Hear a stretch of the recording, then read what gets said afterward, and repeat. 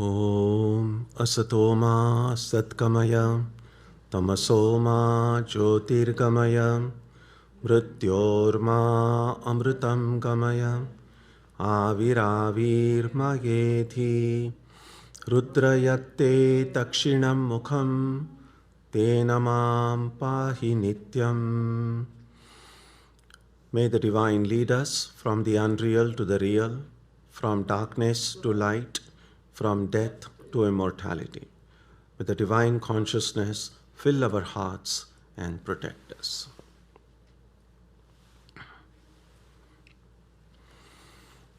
Our topic today is restraining the senses.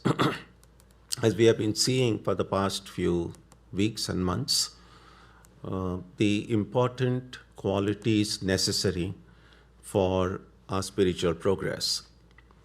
We know that whatever we do in life, how quickly we make progress in it, is largely dependent of how much fit we have made ourselves to that practice.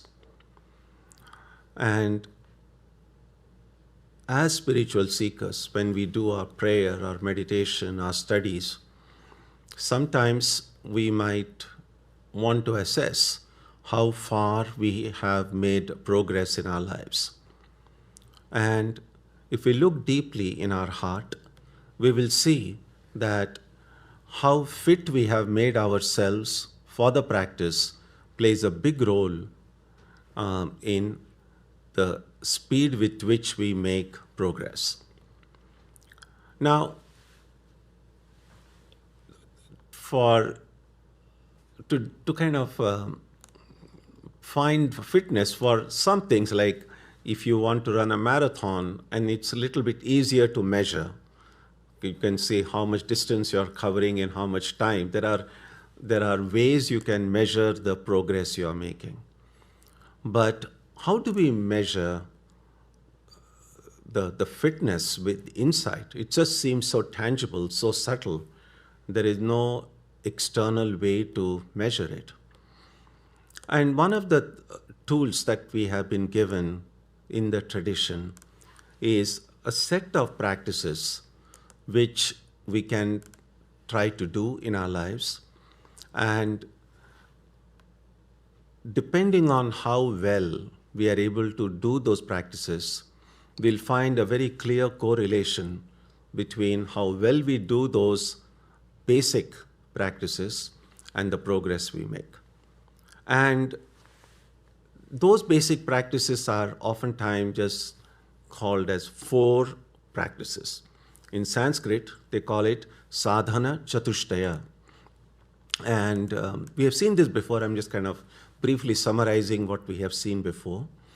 That these 4 practices, the first one is discernment or viveka. The second is detachment or vairagya. The third is actually a collection of 6 practices, and they call it the 6 treasures, the Shat Sampatti. And the fourth, the last one, is called mumukshutvam, that intense desire, that longing to reach that truth, reach the goal. So, this third of these practices, which I said is a collection of 6 practices, and the reason they have been clubbed together as a one practice, because they are all kind of interrelated and interconnected. And we will see that going forward. So among these 6 treasures, the first one is restraining the mind, how to control the mind. In Sanskrit, that is called shama. We had a chance to study it a little bit last month. So today we'll look at the second among these 6 treasures. That's called restraining the senses. It's called in Sanskrit, the word for it is called dhamma. Now the senses, as seen in the Vedantic view of our human personality, so there are these 5 senses of knowledge. And essentially, the sense of sight, sound, smell, touch, and taste. So the world that we see is really nothing but these 5 sensations. Now, how the ability of those factors in our personality which are able to grasp these 5 sensations, the sight, sound, taste, smell, and touch from the world outside, they are called senses. In Sanskrit, the word is called indriya. What is not so clear is how come these raw sensations, just sight, sound, and so on, they are taken inside, and then what exactly happens inside so that we are able to see this 3-dimensional world outside? And that's a little bit of a mystery. It's like there was a time some years ago, and many of you are young enough to not have probably seen it or used it much. There used to be things called a mechanical typewriter. When you kind of typed it and you could actually see how the letters appeared on a piece of paper. That was a very easy mechanism in some ways because you could actually see you're pressing a keyboard, those metallic, whatever you call them, they came up, they struck against the carbon and then made that impression. But now when we use these electronic devices, computers when we use, that's not, I mean, there is a keyboard, but how exactly those letters appear on the screen is very different from how things happen in a mechanical typewriter. Now, I'm no expert on tech. For most of us, I would imagine, when we see these millions of lines of software code, for most of us, it's just going to look like some gibberish, just some letters, sounds, and symbols, and would make no sense. But we know it is this software and there's hardware that complements it, put together. Some hidden processes occur inside the computer, which you and I don't know and don't need to know. But whatever we type, we get to see and read the text that comes on the screen. Something similar happens. These raw sensations from whatever may be out there go inside, and from what the kind of psychological processes are at work, that the way it's been described in books, we know that these raw sensations go in. There is an existing database in the mind about correlating of what each sensation is. And so each sensation then is given some meaning, a word is assigned to it, and then all of these sensations somehow magically come together, they coalesce into, then we see this, a 3-dimensional world outside. Now, what is exactly outside? We probably don't know, and we probably will never know. All that we are seeing is a reaction of the mind, the way the interpreted version of all the sensations that are coming from outside. So what we are really seeing is more of our reaction than what is outside. Swami Vivekananda said that something, and he just calls it a kind of an algebraic number, it's X. Something X acts on the brain through the nerves, and the reaction to that is this world. So what this 3-dimensional world that we see is only a reaction of the mind to all these sensations that come in. Now, Swamiji elaborates on this in a lecture he gave later in Lahore, which was a part of the Indian subcontinent, presently in Pakistan, in November 12, 1897. Swami Vivekananda explained it this way. He said, suppose we represent the external world by X. What we really know is X plus the mind. And this mind element is so great that it has covered the whole of that X, which has remained unknown and unknowable throughout. And therefore, if there is an external world, it is always unknown and unknowable. What we know of it is as it is molded, formed, fashioned by our own mind. And so, what this really means is we don't really see the world at all. We don't even know what's out there. We are just seeing the interpretation of the mind to the incoming sensation. So, in some ways, some people have thought of it as some kind of a colossal conspiracy, because for most of us, we have no doubt whatsoever that there is this world out there, something that I can feel, something that I can touch. But if we look deeply, there are grounds for questioning it, or at the very least saying, we really don't know. Because what we are seeing is only the reaction of the mind to whatever it is that is coming in. So, if we kind of go back in order for the sensations to come in, first of all, our senses are going out and getting these sensations. So this whole conspiracy, if you want to think of it that way, really begins with the senses going out. And the experience of all of us is both the joy and the pain that we experience in life is a result of things that we experience, things that come in. And so these senses which go out and the world brings us both joy and sorrow. That is what the senses do. Then if that is what the outside has to offer to us, sukha dukkha, joy and sorrow, what is there inside? Because senses go outside and bring us things. What is there inside of us? And what the texts point out, what the Upanishads point out, is inside is where the self is. So here is this verse from the Katha Upanishad. This is how it goes in Sanskrit. Paranchi khani vyatrinat swayambhu tasmat parang pashyati na antaratman. It simply means the self-existent, swayambhu, the self-existent being, meaning God or the Supreme Being, destroyed the senses, as it were, by creating them with outgoing tendencies. That is why people see only what is outside, not the inner self.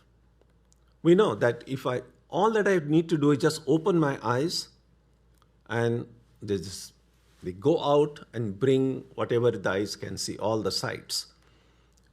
And that is why if I close my eyes and try to see inside, I just see darkness. They're just programmed to go outside.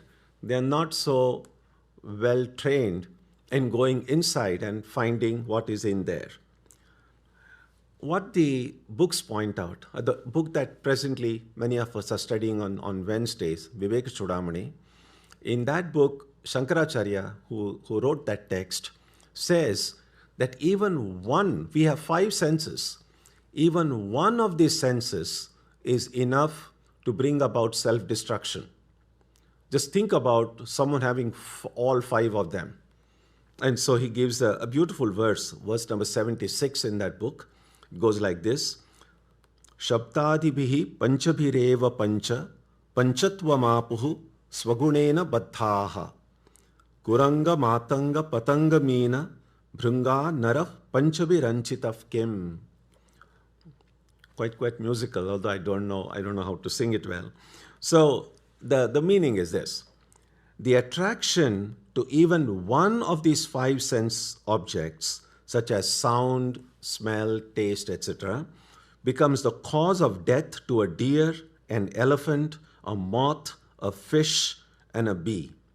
What then to speak of the human being who is attracted to all of these 5? So he gives 5 examples. The example of a deer.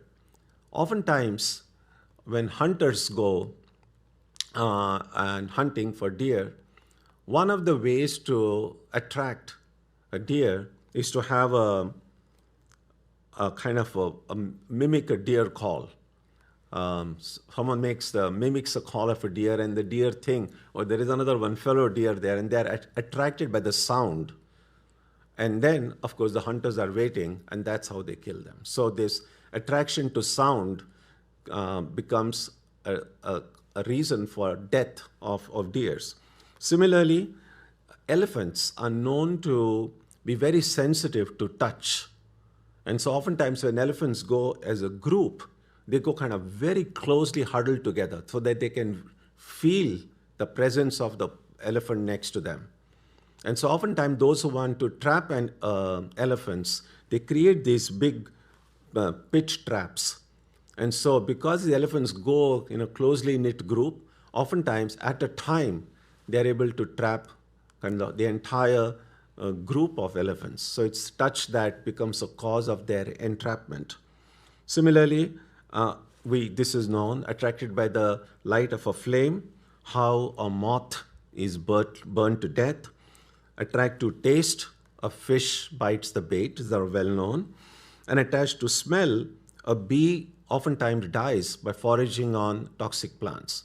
So just 5 examples to show how even one of these sense objects becomes a cause of destruction. And human beings, we are attracted to all of these, to sight, sound, smell. And so how devious the senses can be.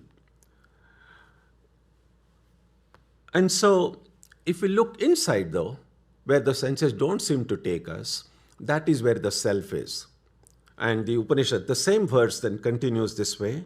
It says, Kaschid dhiraha pratyagatmanam aikshat avritta chakshuhu amritatvam icchan, which means seeking immortality, a rare discerning person shuts the senses and beholds the inner self.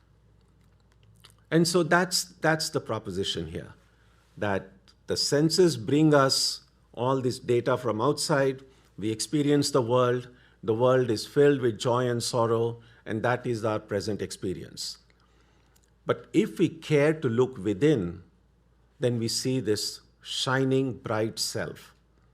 In fact, one which we invoke at our opening prayer, taking us from darkness to light, from death to immortality. But that is inside. That is not where the senses take us. But what this verse says, it is possible to almost kind of reverse the senses, make the senses take a U-turn, or at least shut the senses so that we have an opportunity to look what's going on inside of us. Sometimes, if you can see, sometimes if you have a candle or a source of light, it illumines the room, but if you see just below that candle, there is darkness. So something like that has become in our case. We know a lot more about the world. We know a lot more about the people around us. But relatively speaking, we know very little about ourselves.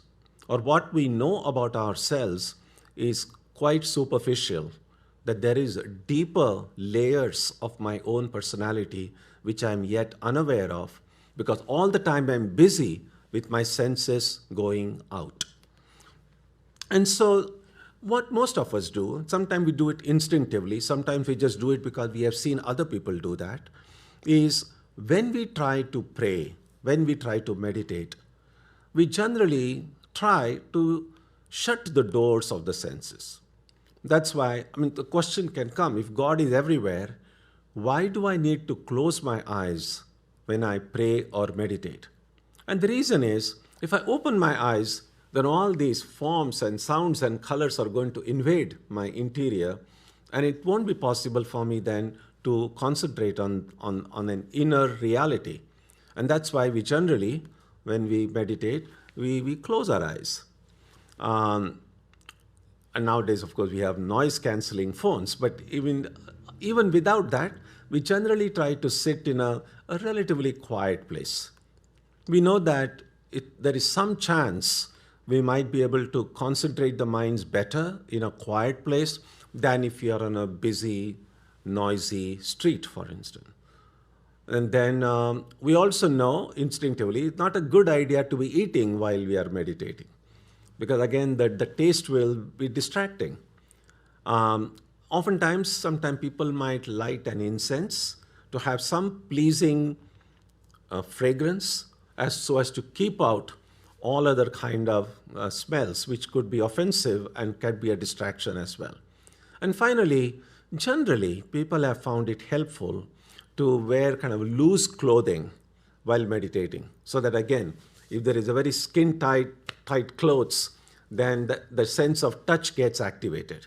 So we cannot shut the senses totally, but at least if we can minimize their impact, then it becomes easier to focus on insight.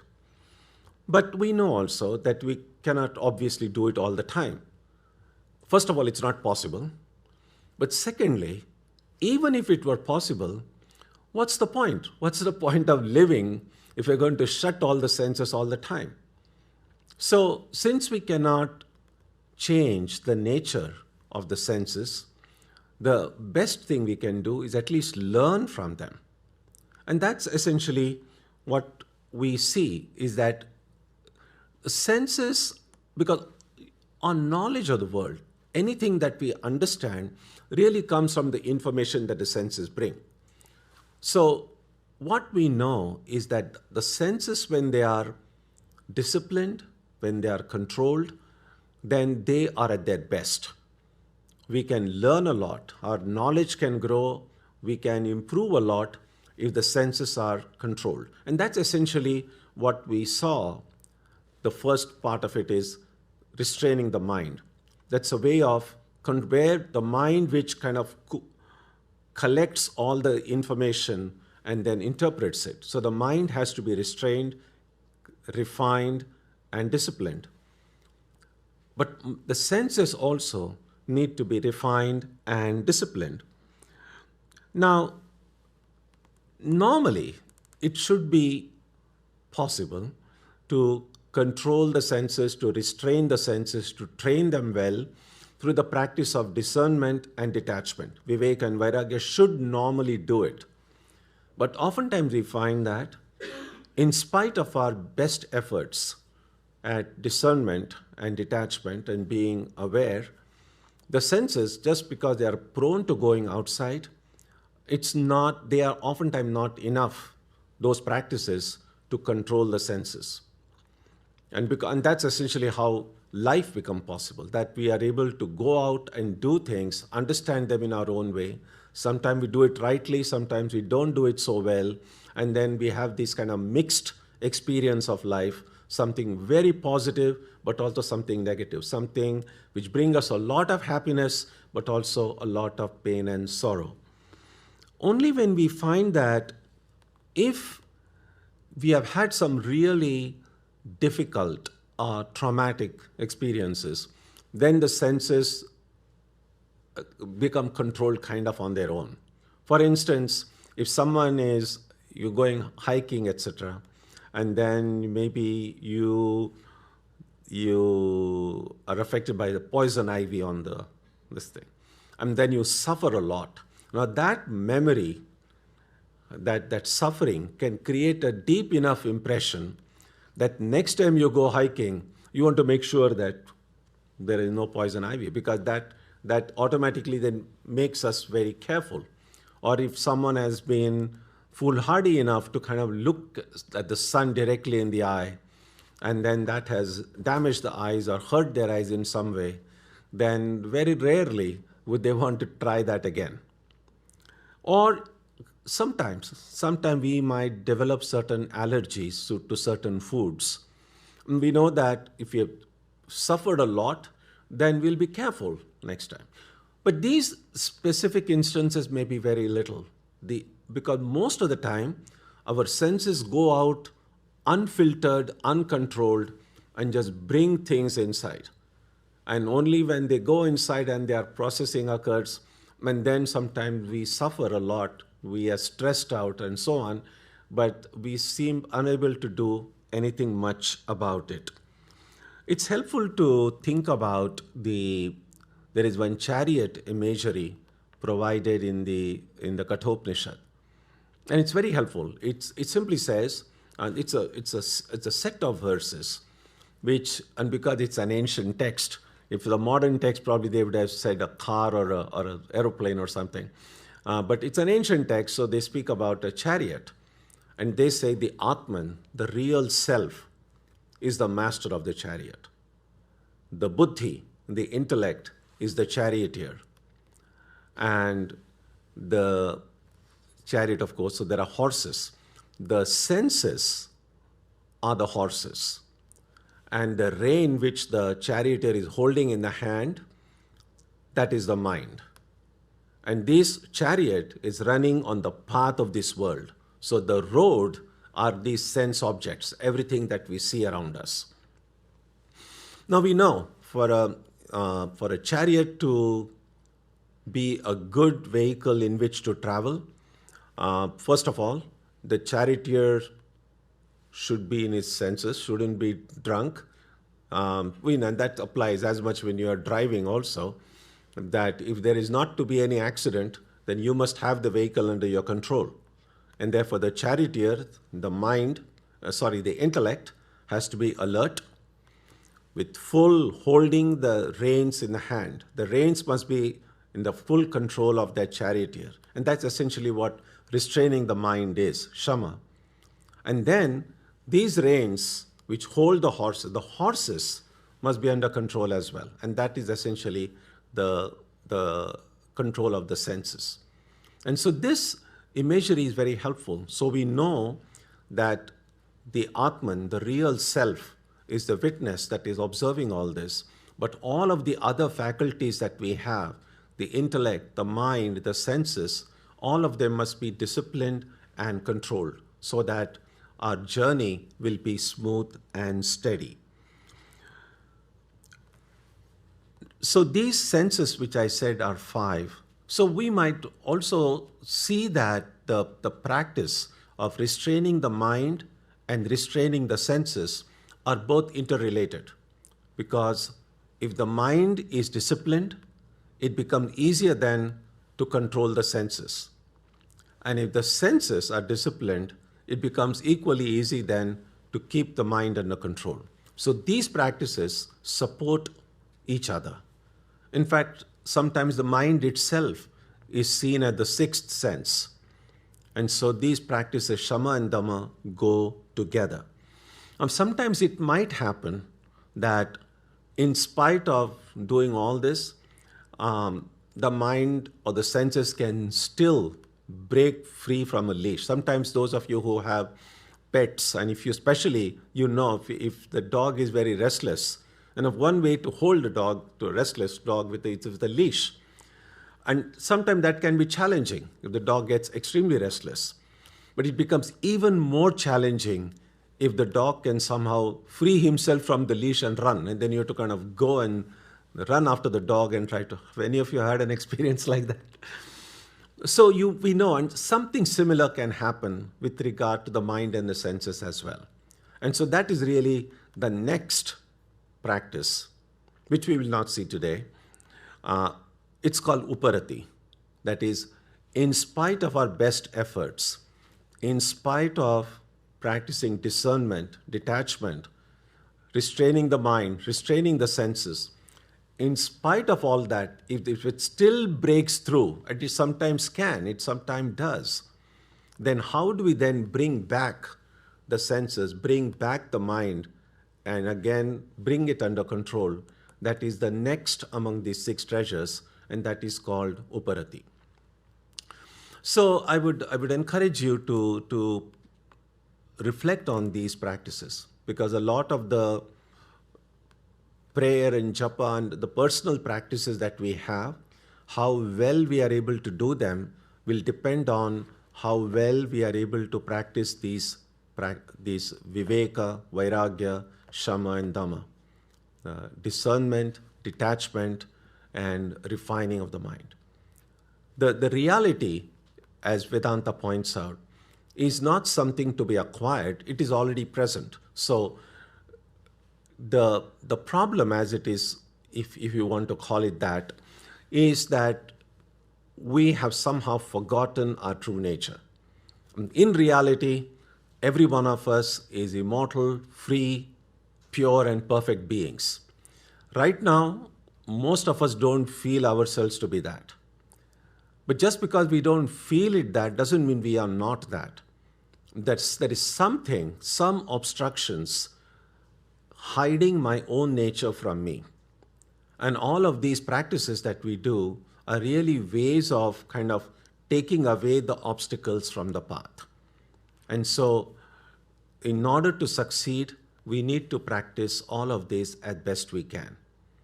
And although you don't need to remember any of these Sanskrit names and all of that, but as we have seen, the real trick, so to speak, is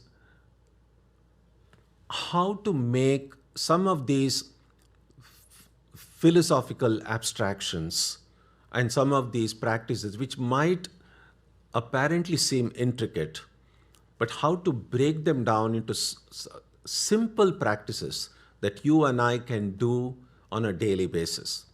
Because sometimes discernment, detachment kind of sound like something that I need to do. It's, although we are calling it practices, it is sometimes more helpful not to think about these things about as something to be done in as much as what I need to be. So it's not about discernment is something to be done, but how can I become myself a discerning person? What is it that I need? And discerning could mean on a daily basis, for instance, to be able to distinguish between what is the right thing to do from what is the wrong thing to do. At this moment, if I ask myself, what should I be doing now?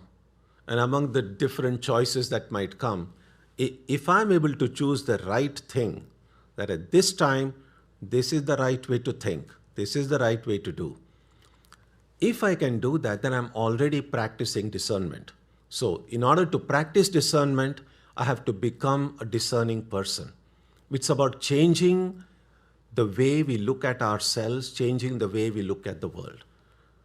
And sometimes, and one final thought, is when we think about spiritual progress, it's not so much about what we see, because sometimes when we read in the lives of these great saints and mystics, or this vision and this mystic experience, and this could come to any of us.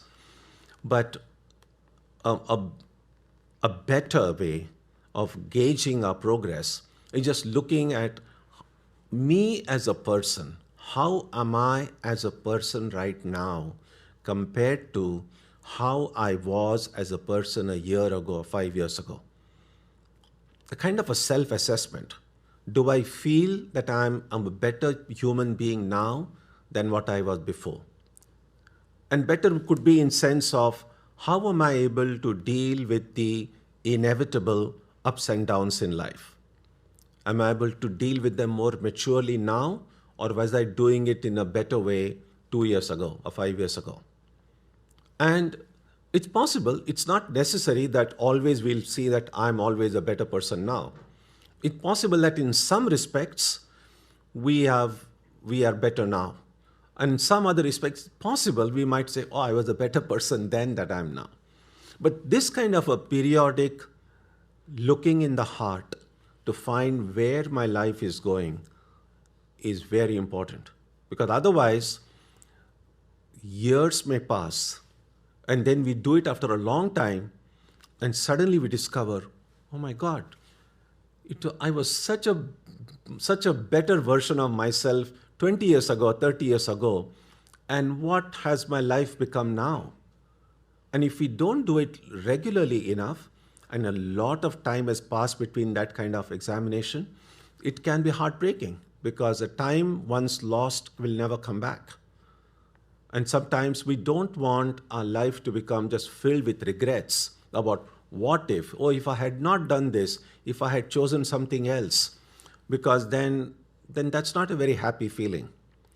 So if we keep on these more regular self-appraisals, self-examinations, then if we find things are not right, going right, or things not going in the correct direction, we have then an opportunity to correct ourselves and bring the chariot of our life, so to speak, on the right path. So there is a lot to think about this, and I would encourage you to do that.